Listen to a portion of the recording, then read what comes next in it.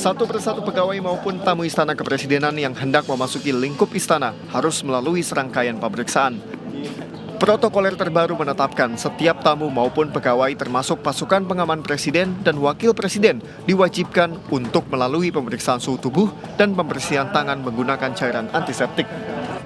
Tak hanya itu, setiap tamu dan pegawai juga harus melalui disinfektan chamber. Kotak berwarna putih transparan atau disebut dengan disinfektan chamber berfungsi untuk menyemprotkan cairan desinfektan ke seluruh tubuh tiap orang yang berada di dalam kotak. Ruangan rapat juga terpasang alat sterilisasi seperti sinar UV turbo. Alat ini yang harus digunakan 2 jam sebelum acara dan tetap dihidupkan hingga 30 menit setelah acara berlangsung. Fungsinya adalah untuk mematikan mikroorganisme seperti patogen, virus, maupun jamur di lingkup ruangan. Alat ukur tubuh dan sanitasi. Berikutnya di dalam ruangan ketika tanggal 3 yang tadi teman-teman sudah melihat, kami sterilisasi pakai UV yang turbo 1 jam sebelum acara atau ruangan yang akan dipakai Bapak Presiden. Setelah itu di ruangan yang sama juga kita menggunakan yang tadi turbo kami matikan diganti dengan yang single turbo. Setiap pengunjung istana yang suhu tubuhnya di atas 37,5 derajat tidak diperbolehkan memasuki area istana. Sejauh ini terdapat 172 kasus corona di Indonesia, salah satunya termasuk Menteri Perhubungan Budi Karya Sumadi yang dinyatakan positif COVID-19 pada 14 Maret lalu. Dari Jakarta, Disa Amora,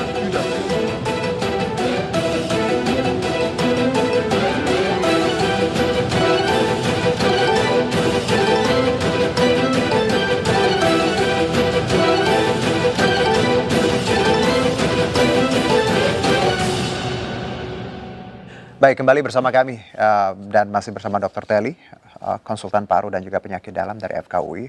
Dok, kalau bicara teman-teman, kita tahu teman-teman medis ini luar biasa ya kerjanya. Kita tahu kisah Dr. Gunawan juga sempat viral. Beliau udah lanjut tapi tetap berjuang untuk melakukan pelayanan. Dari Anda sendiri, apa sih dok sebenarnya teman-teman, dokter kan punya kemampuan itu, ability untuk membantu. Dan rekan-rekan juga bisa membantu. Kesulitan apa yang sekarang Anda dan rasakan dan rekan-rekan untuk terlibat? Sebenarnya kita semua bisa bahu-membahu untuk tadi mencegah tadi. Apa yang ingin Anda sampaikan bahwa sebenarnya apa harus satu pintu atau seperti apa dok? Ya, sebenarnya ini kita ingin sistem ya, sistem ini terpadu. Ya. Jadi misalnya kalau misalnya sistemnya terpadu, jadi kita buat karena kita sudah punya contoh di tuberkulosis ataupun posyandu, kita bisa belajar dari situ. Baik. Nah, jadi contohnya misalnya baik tenaga medis maupun masyarakat bisa saling membantu. Jadi contohnya adalah misalnya kalau misalnya memang kita terpusat, tapi masing-masing bisa membuka pintu, membuka jalan.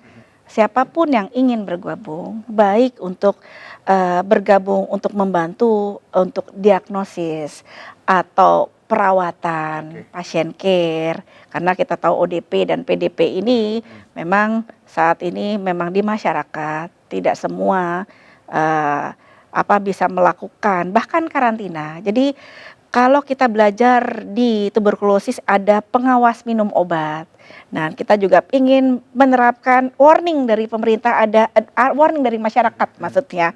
Dari masyarakat ini kita juga ada bersama-sama membahu bahwa walaupun ODP atau PDP ini sudah ada tiap hari melapor pada tenaga kesehatan ataupun pemerintah melewat gadget ataupun apapun, tapi di tempat masyarakatnya itu supaya beliau tidak merasa diasingkan. Jadi kita tahu kalau COVID-19 ini adalah penyakit berbahaya, kalau menghadapi rumah sakit yang overload dengan pasien dan terpaksa tidak bisa dirawat di rumah sakit dan harus dirawat di rumah, langkah-langkah pengawasan yang seperti apa dan itu pengawasan itu harus dipantau oleh masyarakat. Nah, titik dari masyarakat ini titiknya adalah di anggota keluarga sendiri, minimal 1 orang menjadi pengawasnya.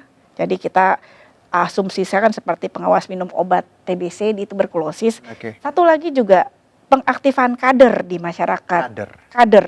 Ya, kader COVID-19 ini Oke. posisinya. Karena dia akan membantu. Jadi kalau misalnya ODP atau PDP ini saya mau ke supermarket dan kita juga mengaktifkan bahwa ODP atau PDP ataupun orang yang asimptomatik tapi mempunyai risiko, Ya. itu harus membuat diary. Jadi pada ingatan kita itu memang akan terbatas. Oke. Kalau kita disuruh mengingat 1 minggu yang lalu ketemu siapa, pasti tidak ingat secara detail. Oke. Maka mulai sekaranglah kita membuat sebuah diary harian untuk mencatat hari ini saya ke lokasi mana, ketemu siapa, Baik. dan apakah saya mempunyai alat pelindung diri supaya tidak menularkan. Jadi kita tidak akan membuat stigma di masyarakat dan merangkul ODP dan pasien inilah keluarga kita dan kita care dan jangan sampai dia menjadi depresi Baik. dan kita justru membantu apakah dia kesulitan untuk maskernya, apakah dia kesulitan untuk meningkatkan imunitasnya dengan menyerupai nutrisi dan suplemen vitamin. Oke. Jadi ada beberapa hal yang bisa kita ajukan dan ini lebih baik pemerintah atau bersama dengan dinas yang terkait memanggil nih orang-orang yang potensial dan membuka pintu. Oke. Ini mempunyai ide seperti ini dan bergabung. Ya. Jadi saya rasa kalau misalnya kita bergabung jadi sistemnya seperti pohon cemara ataupun MML ya MLM itu tidak ada yang lolos. Nah, jadi benar-benar bisa bersatu padu dan bisa menekan angka kematian. Jadi kita tidak menjadi negara paling tinggi. Dok, Untuk satu kematian sekarang. mungkin sebelum saya tutup diskusi kita bahwa optimisme harus dijaga ya, pesan-pesan positif, pengharapan juga harus kita bagikan. Apa yang ingin Anda sampaikan kepada masyarakat bahwa kita tahu sosial media luar biasa bikin panik kadang. Saya pun juga kadang bacanya juga gitu ya. Ya. Tapi balik lagi Dok, apa yang harus yang bisa menguatkan kita untuk saat ini? Ya, Ah. satu untuk ini saya mengajurkan pada masyarakat untuk terbuka. Terbuka. Ya, terbuka. Jadi walaupun misalnya masyarakat ini travel atau kontak, ini tidak menutupi penyakitnya. Karena Oke. titiknya adalah petugas medis akan mengetahui ke arah COVID-19 kalau masyarakatnya terbuka. Terbuka. Kalau misalnya menutupi gejala, itu kita akan susah trace-nya. Ya, ya. Kedua adalah koordinasi bersatu, baik tenaga medis, masyarakat mengaktifkan kadernya, juga pengaktifan anggota keluarga sebagai pengawas pencegahan infeksi COVID-19, terutama juga karena mereka akan kontak erat paling dekat. Oke. Mereka juga akan bertanggung jawab pada diri sendiri dan anggota keluarga yang lain. Itu sebaiknya ditunjuk satu orang Oke. di antara rumah tersebut di dalam rumah. Yang ketiga adalah kita ingin menerapkan apa yang harus dilakukan sekarang, baik bekerja dari rumah, social distancing, Ya. kemudian penerapan hand hygiene, sanitasi lingkungan, kemudian juga misalnya kontak dengan binatang, Ya. ada yang ingin binatang dengan peliharaan.